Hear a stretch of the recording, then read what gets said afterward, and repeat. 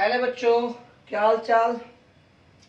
आज हम लोग पढ़ेंगे टॉर्क और आज लास्ट क्लास है इस चैप्टर का। ठीक है, तो देखिए टॉर्क क्या होता है, ध्यान दीजिए। Torque experienced by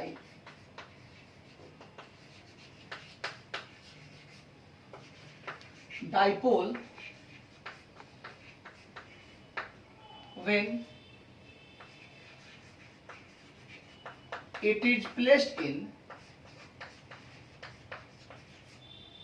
uniform electric field.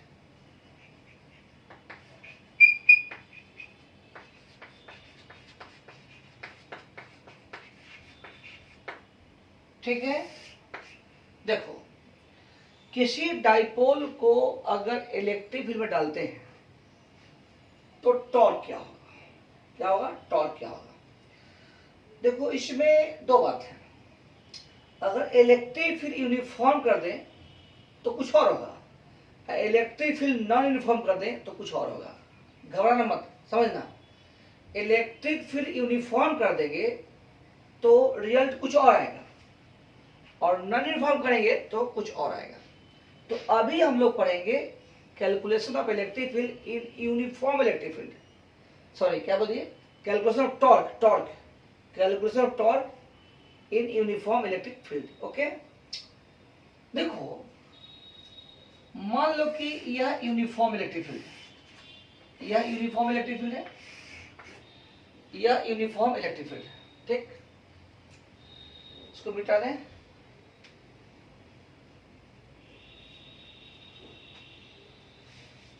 इसमें एक डाइपोल रखा हुआ है, मान लो डाइपोल रखा हुआ है।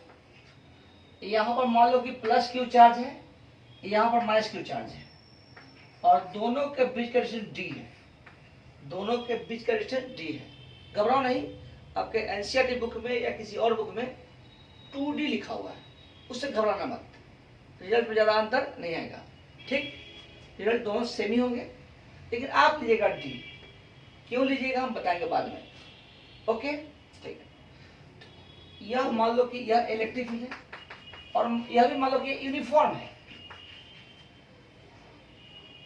हम लोग पढ़े थे कि डाइपोल मोमेंट का डायरेक्शन किधर से किधर होता है, वो भूल गया सब। डाइपोल मोमेंट का डायरेक्शन किधर से किधर होता है, माइनस क्यू से प्लस क्यू। ठीक है, और यह भी मान लो कि यह थीटा एंगल पर है। कौन थीटा एंगल पर है, डाइपोल मोमेंट ऑफ डाइपोल। फिर से डाइपोल मोमेंट माइनस से प्लस, डाइपोल मोमेंट माइनस से प्लस, माइनस से प्लस, ये इलेक्ट्रिक फील्ड है। एंगल क्या है, थीटा। तो कुछ लिख लो, बोर्ड भी पास करना है। तो देखो, latest consider a dipole of dipole moment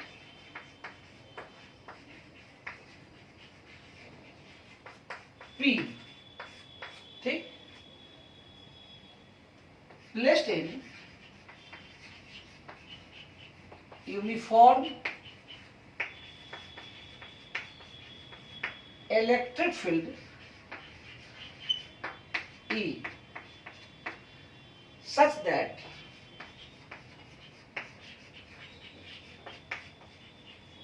the dipole moment of dipole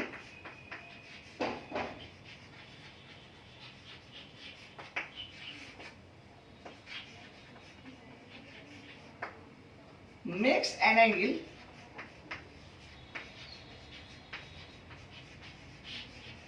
theta with the direction of electric field.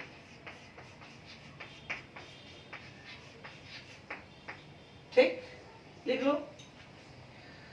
लिखा है क्या है कि एक डाइपोल लिए जिसका डाइपोल मोमेंट क्या है, P। इसको लिख सकता है अगर मन करे तो ब्रैकेट में Q इंटू डी। ठीक, तो एक डाइपोल लिए जिसका डाइपोल मोमेंट क्या है, Q इंटू डी। देखो डी क्यों लेते हैं और 2d क्यों नहीं लेते हैं? देखो डी लेते हैं कि डी जो है डाइपोल का लेंथ है, और 2d लेंगे तो वहां पर 2d डाइपोल का लेंथ होगा। तो बताओ एग्जाम के समय आपको Q इंटू 2d याद नहीं रहेगा, इसीलिए 2d नहीं लेते हैं, और कोई मतलब नहीं है। ओके ठीक है, इसको लिख लिए। अब इसको हम मिटाते हैं। हम लोग पढ़े थे कि किसी इलेक्ट्रिक फील्ड में अगर प्लस चार्ज डालते हैं तो इलेक्ट्रिक फोर्स इलेक्ट्रिक फील्ड के डायरेक्शन में होता है। किसी इलेक्ट्रिक फील्ड में प्लस चार्ज डालते हैं तो इलेक्ट्रिक फोर्स इलेक्ट्रिक फील्ड के डायरेक्शन होता है।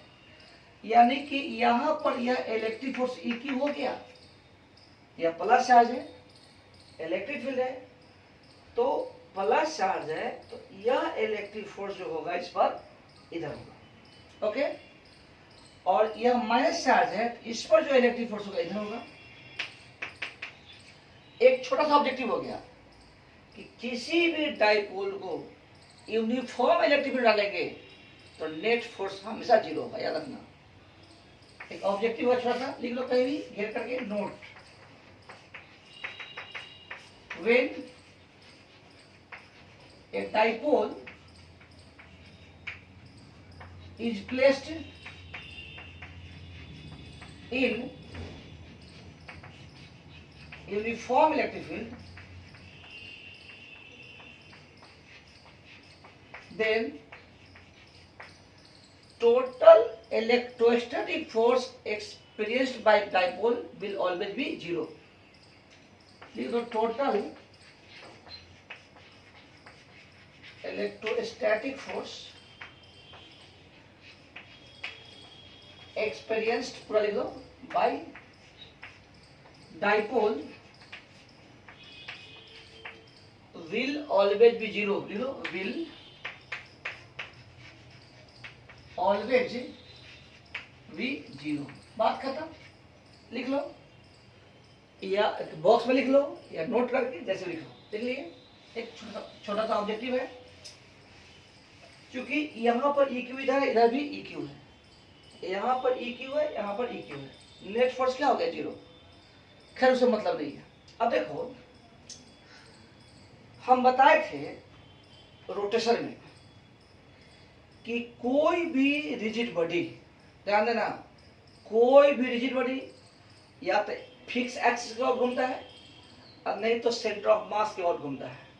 फिर से, कोई भी रिजिड बॉडी या तो फिक्स एक्सिस की ओर घूमेगा और नहीं तो सेंटर ऑफ मास की ओर घूमेगा। तो दिखाते हैं, रुक जाओ।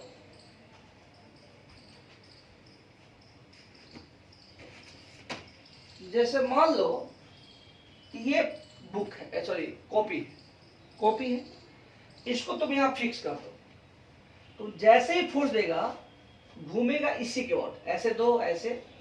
अगर तुम यहां फिक्स करते हो तो इसी के ओर घूमेगा, तुम अगर कुछ फिक्स करते हो तो उसी के ओर घूमेगा, जहां तुम फिक्स करेगा उसी के ओर घूमेगा। अगर एक्सिस फिक्स नहीं है तो किसके अबाउट, सेंटर ऑफ मास के ओर। एक मिनट, जैसे कि ये पेन है, क्या है, पेन है, ठीक है, पेन है, इस पर कुछ फिक्स नहीं, इसको मारते हैं, घूम रहा है, देखा नहीं, दिखा दिया, अपना पेन लो, मार, घूमेगा। तो वो जो घूमेगा वह किसके अबाउट, बोलो, उसके सेंटर के अबाउट, सेंटर ऑफ मास के अबाउट। फिर से, ये इसका सेंटर ऑफ मास तो कहीं ना कहीं होगा ना, पेन है तो कहीं ना कहीं सेंटर ऑफ मास होगा, तो इसका सेंटर ऑफ मास जहां भी होगा मरेंगे तो उसी को घूमेगा। ठीक, ओके। अब देखिए, यह प्लस चार्ज है, यह माइनस चार्ज है, यह प्लस चार्ज है और माइनस चार्ज है। माइनस चार्ज पर मास थोड़ा ज्यादा होता है, यहाँ पढ़ा चुके हैं, लेकिन यहाँ पर हम लोग उसको नेगलेक्ट कर देंगे। क्या कर देंगे, नेगलेक्ट कर देंगे। फिर भी माइनस चार्ज पर मास ज्यादा होता है प्लस चार्ज के तुलना में। हम पढ़ा चुके हैं लगभग क्वांटाइजेशन के आसपास। आप पीछे का देखिए। खैर, लेकिन इलेक्ट्रॉन का मास से नेग्लेक्ट कर सकते हैं, इलेक्ट्रॉन का मास से नेग्लेक्ट कर सकते हैं। तो वो पूरा फिजिक्स पढ़ने में, प्योर फिजिक्स पढ़ने में आपको एक एक शब्द का ध्यान देना पड़ेगा। क्योंकि मेडिकल हो या इंजीनियरिंग हो, क्वेश्चन भारी नहीं होता है, भारी नहीं होता है। वो छोटे छोटे बात पर क्वेश्चन कर देता है, छोटा छोटा बात पर क्वेश्चन कर देता है। खैर, तो हम लोग नेग्लेक्ट कर दिए। और तो बताओ, जब इलेक्ट्रॉन के मास को नेग्लेक्ट कर देंगे तो सेंटर ऑफ मास कहाँ हो जाएगा? बीच में। कहाँ हो जाएगा? बीच में। अभी तुरंत पढ़ा है कि अगर एक्सिस फिक्स नहीं है तो किसके अबाउट? सेंटर ऑफ मास के अबाउट। नहीं समझ में आया, फिर वीडियो को रिपीट करो, फिर पढ़ो। किसके अबाउट? सेंटर ऑफ मास के अबाउट। किसके अबाउट? सेंटर ऑफ मास के अबाउट। ओके, ये क्यों है? टॉर्क होता है फोर्स इनटू एक्सिस पर सॉरी, फोर्स इनटू एक्सिस से पॉइंट ऑफ एप्लीकेशन के डायरेक्शन पर परपेंडिकुलर डिस्टेंस। सोचना क्या पढ़ाना है? देखो कुछ नहीं, जैसे कि मान लो फोर्स का डायरेक्शन नहीं ना है, बोलो फोर्स का डायरेक्शन नहीं ना है, तो इसको डॉट डॉट से बढ़ा दो मन में। यह है एक्सिस ऑफ रोटेशन। क्या है? Axis of rotation. क्या है? Axis of rotation. यहां से परपेंडिकुलर डिस्टेंस, यही बोल रहे थे। हिंदी में इसको बोलते हैं बल इंटू बलबाहु, फोर्स इंटू परपेंडिकुलर डिस्टेंस। संजोग की बात है कि यह डिस्टेंस इसके बराबर है। रटना मत, हम पढ़ा रहे हैं, रटना मत। यहां से यहां क्या डिस्टेंस है बोलो? डी। यहां से क्या डिस्टेंस है बोलो? डी। यह कितना हो गया? d/2। कितना हो गया? d/2। ये थीटा है, ये कितना हो जाएगा? d/2 sine theta. उसी तरह से ठीक है, यह है एक्सिस ऑफ रोटेशन। क्या है? Axis of rotation. और यह जो है फोर्स का डायरेक्शन, ऐसे फोर्स का डायरेक्शन है। तो एक्सिस ऑफ रोटेशन से, ध्यान दो, एक्सिस ऑफ रोटेशन से फोर्स के डायरेक्शन पर परपेंडिकुलर डिस्टेंस। तो अब ध्यान दो, ये थीटा है तो यह भी थीटा होगा। यहां से यहां क्या डिस्टेंस है? डी है। तो यह कितना हो जाएगा? d/2। कितना हो जाएगा? d/2। जब यह d/2 होगा, यह कितना हो जाएगा बोलो? d/2 sine theta. d/2 sine theta. Okay, तो अच्छा ध्यान दो, यह चाहेगा इसको ऐसे घुमाना, ध्यान दो, ऐसे घुमाना, यह भी चाहेगा उसको ऐसे घुमाना, यानी कि सेंस ऑफ रोटेशन दोनों में एक ही है। देखो डायरेक्ट। सो torque express bye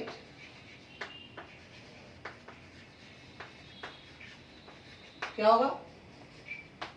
EQ force कितना होगा? ये होगा d/2 साइन थीटा, जो कि यह इसके बराबर है, d/2 sine theta plus EQ into d/2 sine theta.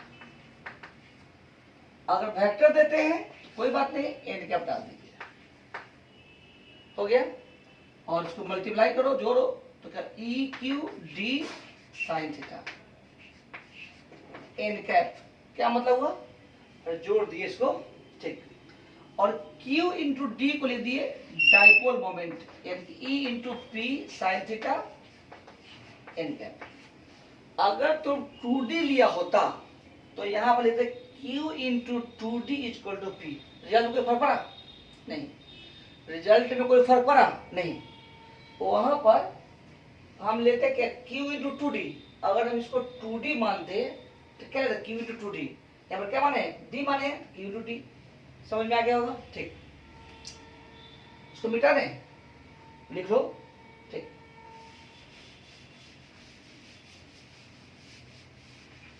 अब यहां से थोड़ा हम लोग ऑब्जेक्टिव पकड़ते हैं,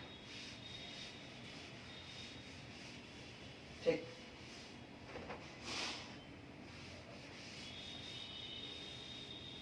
ओके, खूब समझना। रटना नहीं है। देखो तो टॉर्क क्या पढ़े, PE sine theta N cap. अब एन कैप का मतलब क्या हुआ, direction of torque. Here N cap represents direction of, बोलो डायरेक्शन ऑफ टॉर्क। अगर सेंस ऑफ रोटेशन घड़ी के डायरेक्शन में हो, क्लॉकवाइज हो, तो अवे फ्रॉम ऑब्जर्वर होगा, यानी कि माइनस जेड एक्सिस। अगर एंटी क्लॉकवाइज हो, घड़ी देख लेना, घड़ी है ना, इस चलते रहता है। मेरे पास अभी घड़ी नहीं है, घर पर है, घड़ी है तो क्या होगा, अंदर की ओर, एंटी क्लॉकवाइज में बाहर की ओर। कहने का मतलब है if the dipole revolves in anti-clockwise,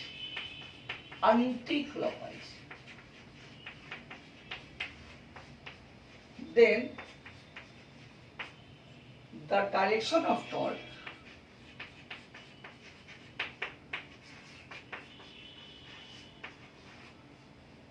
is towards observer। Anti clockwise हो टुवर्ड्स ऑब्जर्वर, यानी मेरी तरफ, इस तरह से। अगर इस तरफ घूमता हो घड़ी के उल्टा तो हमारी तरफ, यानी कि along पॉजिटिव जेड एक्सिस। समझ में आ गया। उसी तरह से इफ इट रिवॉल्व्स वही in clockwise direction, किधर, clockwise,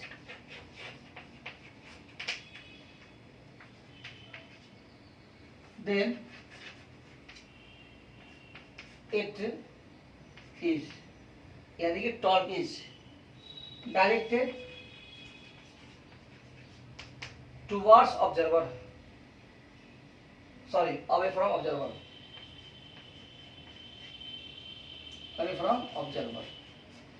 ठीक। रेस्ट अब वेक्टर पढ़ा चुके हैं, लिख लो इसको। अच्छा, तो एन कैप का काम खत्म, इसको मिटा दे। Torque,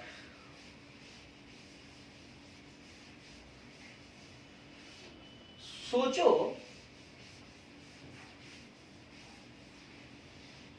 if theta is equal to 0,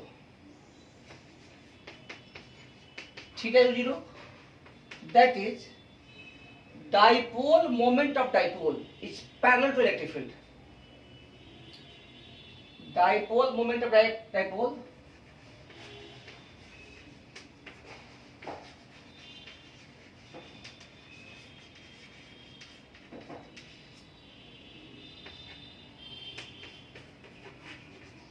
parallel to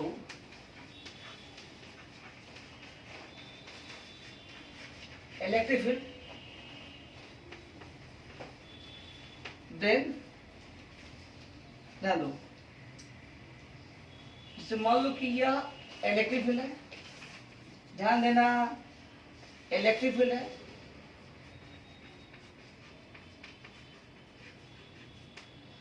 और यह आपका माइनस चार्ज है, ये प्लस चार्ज है, यह माइनस चार्ज है, क्या है, प्लस चार्ज है, यह इलेक्ट्रिक फील्ड है, इस पर डाइपोल मोमेंट भी है, दोनों क्या होगा, थीटा 0। तो हम पहले ही बता दिए थे कि किसी इलेक्ट्रिक फील्ड में डाइपोल रखेगा तो नेट फोर्स क्या होता है, 0। संयोग से टॉर्क भी 0 आ गया, क्योंकि टॉर्क क्या आ गया, 0, साइन 0 क्या होता है, 0। कह सकते हैं that is total torque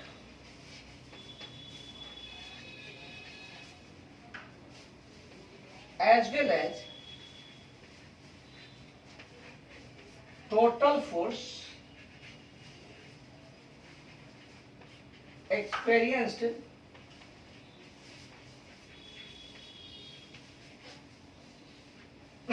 by dipole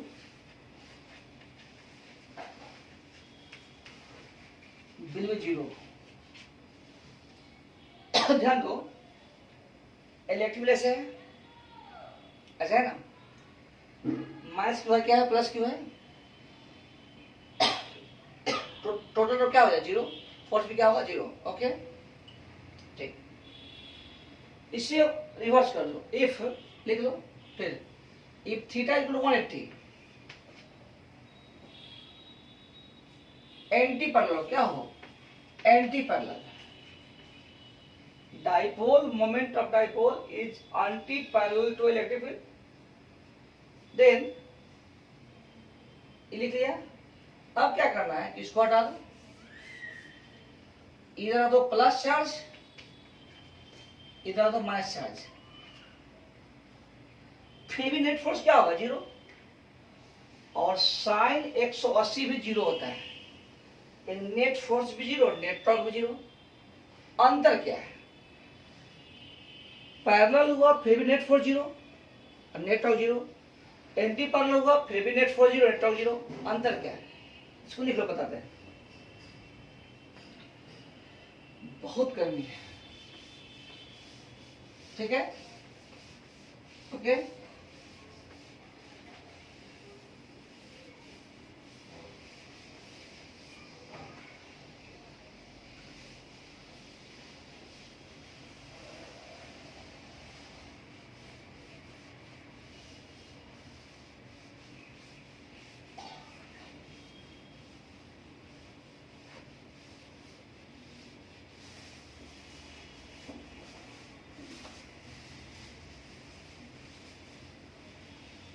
ठीक, अब देखो अंतर क्या है, ध्यान दो कि अगर,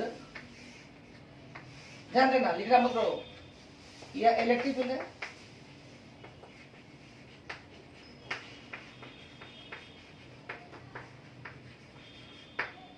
यह भी इलेक्ट्रिक फील्ड है,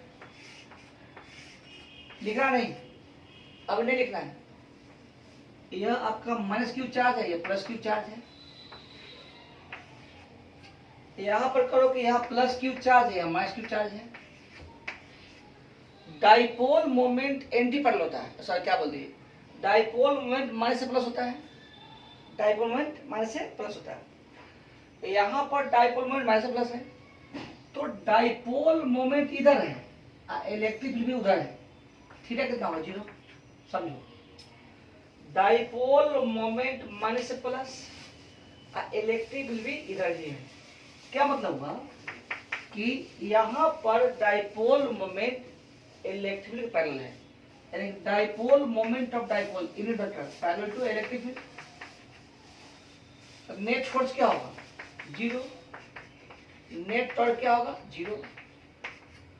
यहां भी देखो कि डाइपोल मोमेंट इधर है और इलेक्ट्रिक इधर है,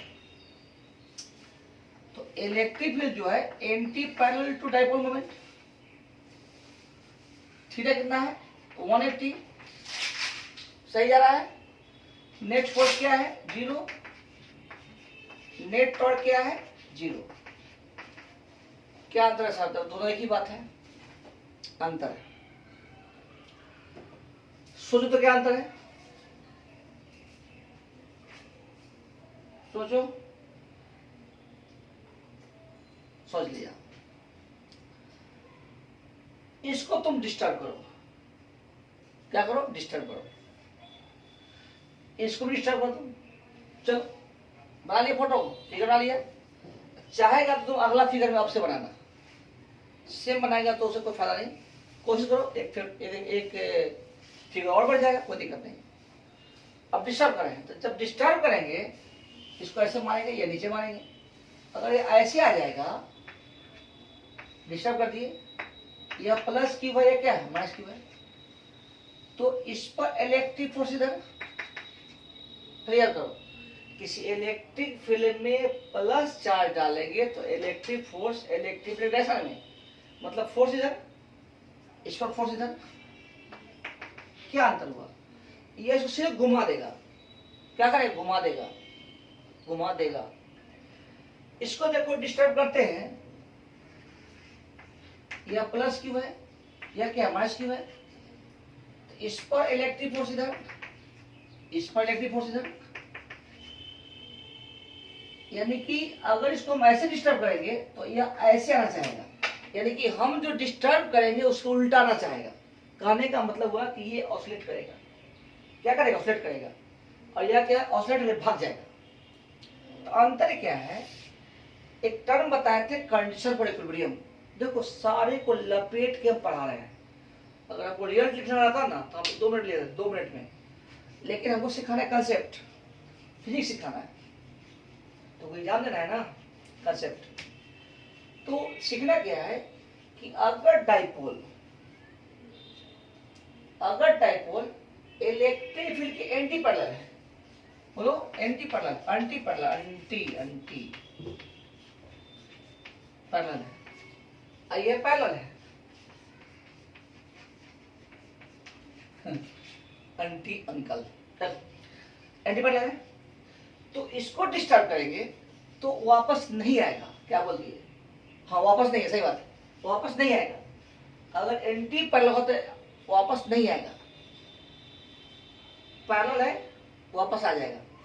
तो क्या मतलब है इसका, मतलब साफ है कि अगर ऐसे रखते हो और ऐसे रखते हो तो ये वापस आएगा, यह वापस नहीं आएगा।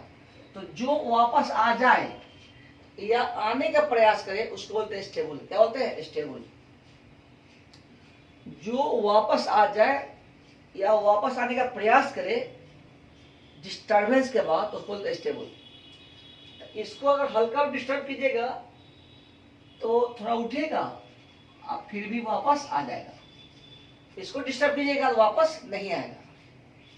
हम क्यों कर रहे हैं, इसलिए इसको डिस्टर्ब किए तो वापस नहीं आएगा, वापस आएगा, यानी कि यह इक्विलिब्रियम में है। ऑब्जेक्टिव देखो, यह भी इक्विलिब्रियम, यह भी इक्विलिब्रियम, यह भी इक्विलिब्रियम, यह भी इक्विलिब्रियम, यह भी इक्विलिब्रियम, यह भी इक्विलिब्रियम, लेकिन यह स्टेबल, यह अनस्टेबल। समझ में आ गया, बहुत बहुत इंपॉर्टेंट ऑब्जेक्टिव है। तो इसको लिख लो, लिखाते से लिखो नोट,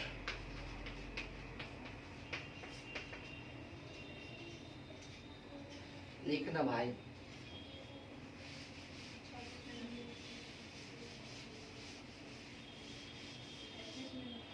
ना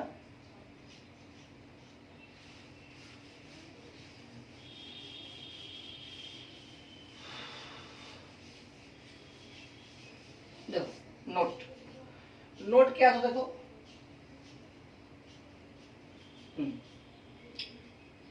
when a dipole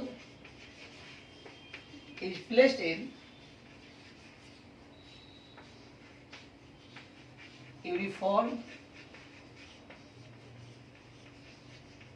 electric field, then such that dipole and parallel to electric field, dipole moment of dipole anti parallel to electric field, इसको बोलते हैं एंटी पैरेलल, इसको पैरेलल, कोई मतलब नहीं, सिंबल है। देन द टॉर्क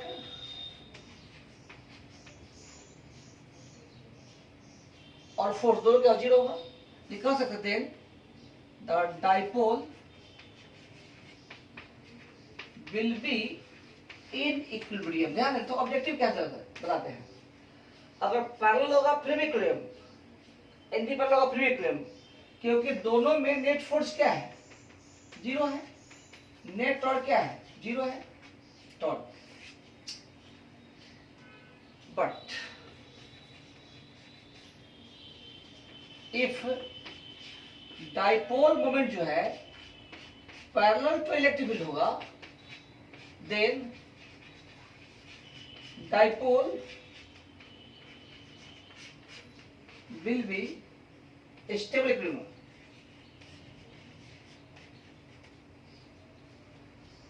and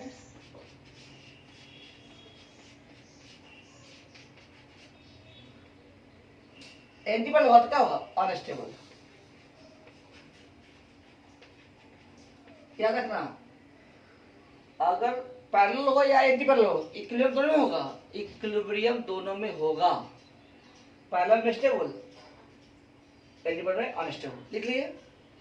अगर stable होगा तभी आप टाइम पीरियड निकाल सकते हैं। लिखो, टॉपिक डाल लो अगला, calculation of time period of dipole.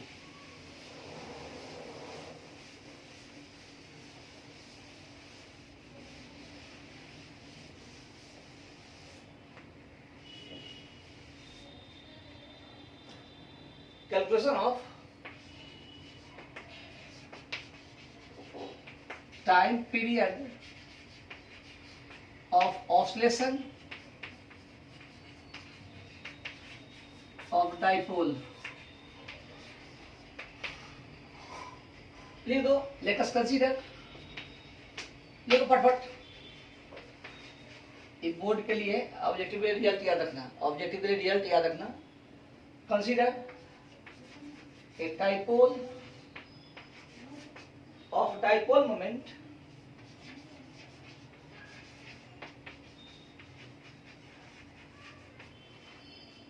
P is placed in uniform electric field। लिखो 5 मिनट का है। Uniform electric field, then such that dipole moment of dipole, इसको डायरेक्शन लिखते हैं, डायरेक्शन के लिए is parallel to electric field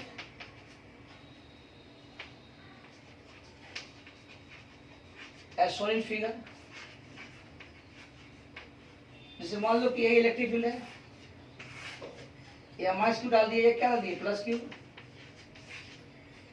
dipole moment जो है इलेक्ट्रिक फील्ड क्या है, पैरेलल है। ओके, लिखता रहेगा। लिखो, आसान है, 2 मिनट में खत्म हो जाएगा। थोड़ा पेशेंस, थोड़ा पेशेंस, थोड़ा पेशेंस।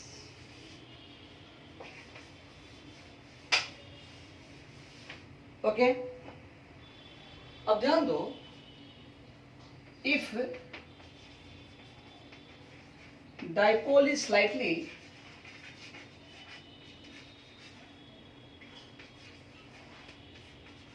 displaced या disturbed, थोड़ा डिस्टर्ब कर दी हल्का सा, such that dipole में dipole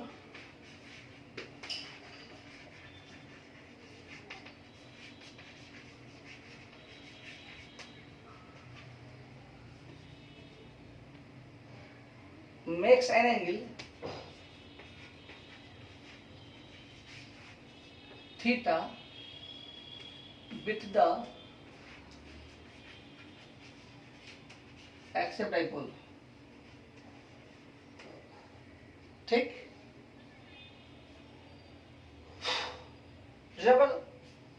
कर दिए। माइनस क्यू है, क्या है प्लस क्यू है, यही क्यू होगा, यह भी क्यू होगा, लिखना नहीं है। देन द टॉर्क, लिखते जा, समझना नहीं है, experienced bye dipole,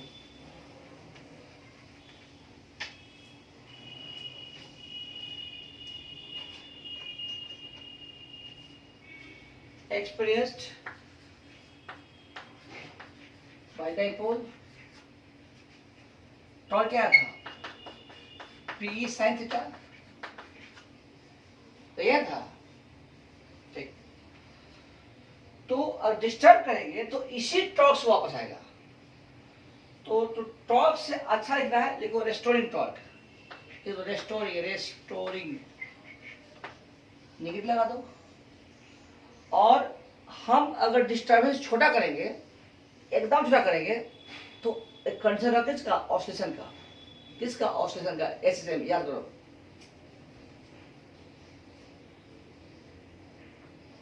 Since it is very small,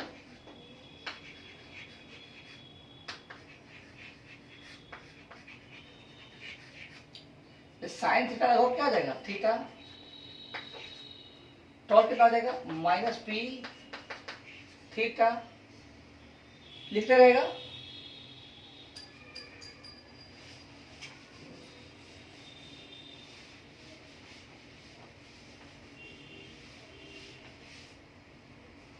ध्यान दो, टॉर्क होता है I alpha minus P theta, alpha क्या होगा minus P theta by I, जहां आई हुआ moment of inertia of dipole, I हो गया moment of inertia of dipole about its centre of mass, about centre of mass. Okay, और ये d2 theta by D T इसको लिखते हैं, अरे दो बार सब पढ़ा हुआ है, p बाई आई लिखना पड़ेगा ना, लिख लो। And condition for system, and condition, आज थोड़ा वीडियो बड़ा हो जाए, घबराना मत, फिर भी एनर्जी छूट ही जाएगा, पढ़ लेंगे अगले लेक्चर में, लेकिन इसको पहले पूरा करो। And condition for system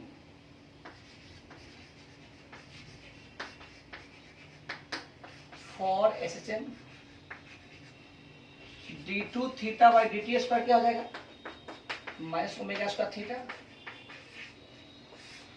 on comparing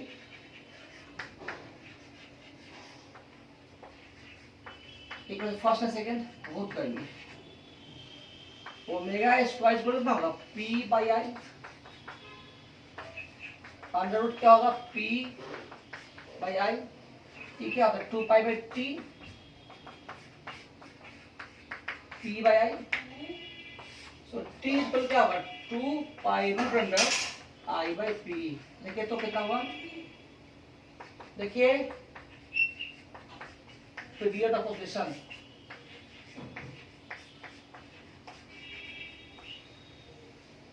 याद रखिएगा। ओके, लिखिए, अभी नहीं आ रहे हैं।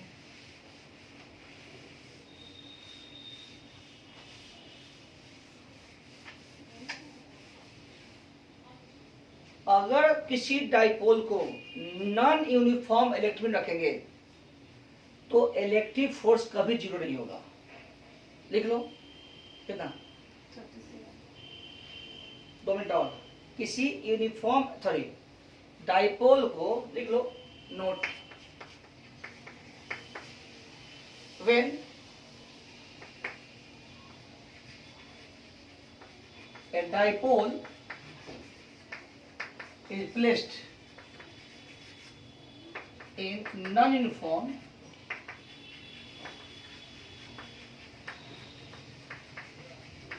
electric field,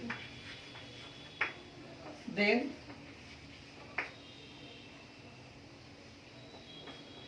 torque experienced by it may or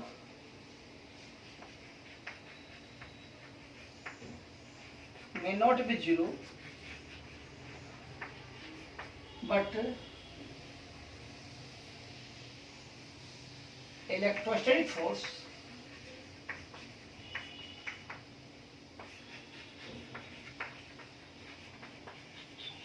expressed by it never be zero। कोई दिक्कत, लिख लो। जैसे मान लो कि इलेक्ट्रिक फील्ड यह नॉन यूनिफॉर्म है, क्या है बोलो नॉन यूनिफॉर्म, यहाँ पर माइनस क्यू, यहाँ पर क्या दी प्लस क्यू, देखो फिर से इलेक्ट्रिक फील्ड है नॉन यूनिफॉर्म है, मतलब हुआ कि जहां यहाँ जो फील्ड का स्ट्रेंथ होगा सो, यहाँ होगा सो, यहाँ होगा सो, यहाँ होगा सो, सब अलग अलग है। तो मान लो कि अगर यहाँ E1 है, यहाँ पर क्या है E2 है, अगर यहाँ पर E1 है, यहाँ पर E2 है, तो अगर E2 ज्यादा होगा E1 से या E1 ज्यादा होगा E2 से, तो दोनों ही हाल में E1 क्यू जो होगा बराबर नहीं होगा E2 क्यू के, डायरेक्शन अपोजिट है। फिर से इलेक्ट्रिक फील्ड यूनिफॉर्म है यूनिफॉर्म, तो बताओ इलेक्ट्रिक फील्ड यूनिफॉर्म ना यूनिफॉर्म? Non uniform. तो E1 E2 के बराबर होगा? नहीं होगा। तो E1 Q बराबर होगा E2 Q? नहीं होगा। लेकिन डायरेक्शन क्या है? अपोजिट, कभी जीरो होगा नहीं। बच गया टॉर्क की बात। तो अगर dipole moment of dipole electric field के पैरेलल होगा, चाहे यूनिफॉर्म हो या नॉन यूनिफॉर्म हो, टॉर्क जीरो होगा। फिर से नहीं समझ रहा है? लड्डू खाओ लड्डू। तो नहीं समझ रहा है, घुसखोल सा पहुंचा हुआ है। तो यह क्या है? माइनस क्यू, क्या है? Plus Q. सेंटर मास कहाँ होगा? बीच में होगा। तो कोई भी फोर्स सेंटर से पास करेगा, टॉर्क क्या होगा? जीरो। तो यूनिफॉर्म या नॉन यूनिफॉर्म हो, फोर्स ना अलग अलग है, लेकिन पास कहां से कर रहा है? सेंटर से। यही पास कहां से कर रहा है? सेंटर से। तो सेंटर से पास कर रहा है कि टॉर्क क्या है? जीरो है। ओके। तो इलेक्ट्रिक फील्ड यूनिफॉर्म हो या नॉन यूनिफॉर्म हो, फोर्स कभी जीरो नहीं होगा। टॉर्क जीरो हो भी सकता है, नहीं हो सकता है। तो यहाँ टॉर्क जीरो हो गया। लेकिन इसी को अगर हम ऐसे डाल देते, ध्यान दो ध्यान दो ध्यान दो ध्यान दो, ऐसे, ये माइनस क्यू प्लस क्यू, यही ये इसको मान लो E1 है, क्या मान लो E2 है। तो यहाँ पर इलेक्ट्रिक फोर्स क्या होगा? E2 Q। यहाँ पर इलेक्ट्रिक फोर्स क्या होगा? E1 Q। तो नेट फोर्स जीरो तो नहीं है, इसको लिख लो। पता है समझता है कि नहीं समझता है? देखो देखो, E1 Q नहीं बराबर है E2 Q के। E1 Q नहीं बराबर है, दोबारा बोला तो बात नहीं। और दोनों सेंटर ऑफ मास से पास नहीं कर रहा है, यह यहां से पास कर रहा है, यह यहां से पास कर रहा है। यहाँ टॉर्क जीरो नहीं होगा, लेकिन फोर्स तो जीरो नहीं है। यहाँ टॉर्क नहीं होगा जीरो, फोर्स नहीं होगा जीरो। हो गया। अगर इलेक्ट्रिक फील्ड y एक्सिस में वेरी करे तो अपोजिट कोई फर्क नहीं पड़ता, आंसर सेम होगा। देखिए कितना हुआ? लास्ट है। ठीक है। तो नेक्स्ट डे पढ़ेंगे हम लोग, थोड़ा सा बचा हुआ 10 मिनट का पढ़ा देंगे, छोटा वीडियो पर डाल देंगे, और एनर्जी का। किसका? एनर्जी का। तो आप लोग उसको पढ़िएगा, वर्मा जी न्यूमेरिकल बनाइएगा, एक छोटा वीडियो डालेंगे एनर्जी का, उसके बाद खत्म हो जाएगा। HCM न्यूमेरिकल 2 क्लास, 1 क्लास में खत्म हो जाएगा। तब हम सोएंगे फ्लक्स। Okay bye.